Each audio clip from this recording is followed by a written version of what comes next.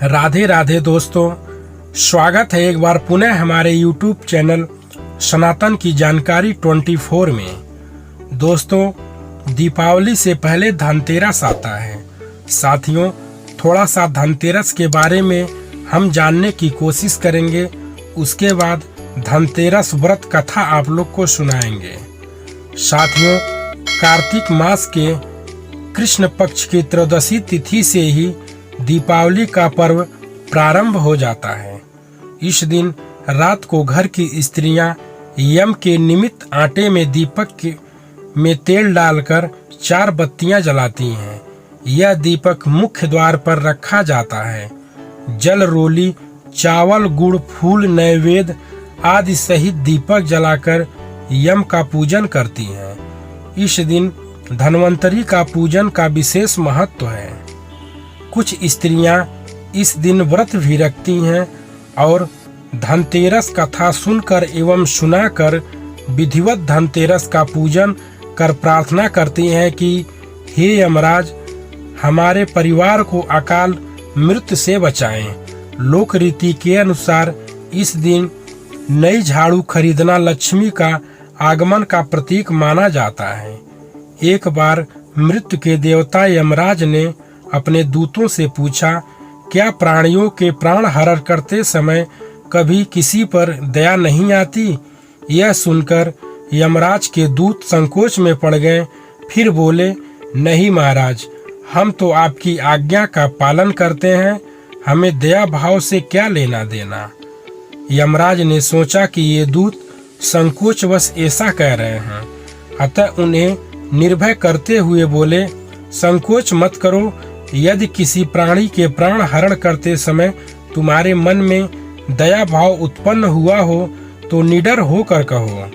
तब यमदूतों ने धीरे धीरे हिम्मत जुटा करके कहा, हे महाराज, एक ऐसी घटना घटी तो थी जब हमारा हृदय कांप उठा था और हमारी आंखों से भी अश्रुधारा बह निकली थी।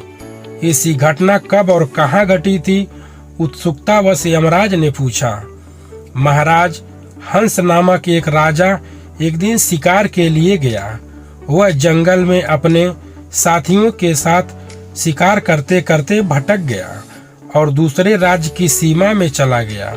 वहां के शासक हेम ने राजा हंस का बड़ा सत्कार किया। उसी दिन राजा हेम की पत्नी ने एक पुत्र को जन्म दिया। ज्योतिषियों ने नक्षत्र गणना करके बताया कि यह बालक विवाह के 4 दिन बाद मर जाएगा। राजा हेम के आदेश से उस बालक को यमुना के तट पर एक गुफा में ब्रह्मचारी के रूप में रखा गया, किंतु विधि का विधान तो अडिग था। समय करवट लिया और समय धीरे धीरे करके बीतता गया। संयोग से एक दिन राजा हंस की युवा पुत्री यमुना के तट पर निकली और उनसे उस ब्रह्मचारी युवक से गंधर्व विवाह कर लिया। चौथा दिन आया और राजकुंवर मृत्यु को प्राप्त हुआ। उस नव विवाहिता का करुण विलाप सुनकर हमारा हृदय भी कांप गया। ऐसी सुंदर जोड़ी हमने कभी नहीं देखी थी। वे कामदेव तथा रति के समान दिखते थे। उस युवक को कालग्रस्त करते समय हमारे भी अश्रु निकल आए थे। यमराज को भी यह घटना सुनकर बहुत दुख हुआ। द्रवित होकर बोले, क्या किया जाए? विधि के विधान की मर्यादा के कारण ही हमें ऐसा अप्रिय कार्य करना पड़ता है। इस पर एक यमदूत एकाकर होकर बोला कि हे महाराज, क्या अकाल मृत्यु से बचने का कोई उपाय है? यमराज बोले, एक उपाय है। यमराज ने कहा, अकाल मृत्यु से बचने का एक उपाय है। धनतेरस के पूजन एवं दीप दान को विधि पूर्वक पूर्ण करने से अकाल मृत्यु भी टल जाती है। जिस घर में यह पूजन होता है वहां अकाल मृत्यु का भय नहीं रहता। इस घटना के बाद धनतेरस के दिन धन्वंतरी पूजन सहित दीप दान की प्रथा का प्रचलन शुरू हुआ।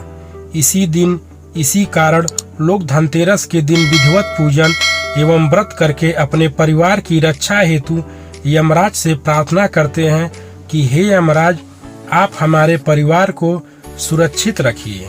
साथियों, यह कथा धनतेरस की कथा है दोस्तों, और इस कथा को ध्यान से सुनने और सुनाने वाले को साथियों अकाल मृत्यु कभी नहीं आती। तो दोस्तों, मिलते हैं किसी नेक्स्ट वीडियो में नेक्स्ट जानकारी के साथ। तब तक के लिए राधे राधे दोस्तों। जय श्री राम।